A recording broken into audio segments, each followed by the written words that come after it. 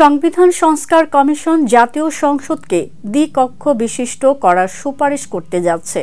খসড়া প্রস্তাব অনুযায়ী সংসদের নিম্নকক্ষে 400 আসন থাকবে, যার 100টি নারীদের জন্য সংরক্ষিত। উচ্চকক্ষে 105 আসন থাকবে, যার 5টি রাষ্ট্রপতির হাতে এবং বাকি 100টি আনুপাতিক পদ্ধতিতে নির্বাচিত হবে। এতে মোট আসন হবে 505। কমিশন একনায়কতন্ত্র ঠেকাতে এবং ক্ষমতার ভারসাম্য আনতে কিছু মৌলিক পরিবর্তন সুপারিশ করবে। প্রতিবেদনটি 15 জানুয়ারি জমা দেওয়া হবে এবং এরপর রাজনৈতিক দলের সঙ্গে আলোচনা শুরু হবে বলে জানিয়েছে সংবিধান সংস্কার কমিশন।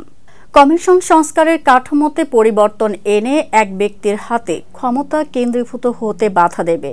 এসব সুপারিশের মধ্যে প্রধানমন্ত্রী ও রাষ্ট্রপতির ক্ষমতার ভারসাম্য, নির্বাহী বিভাগের জবাবদিহি এবং বিচার বিভাগের স্বাধীনতা নিশ্চিত করা অন্তর্ভুক্ত।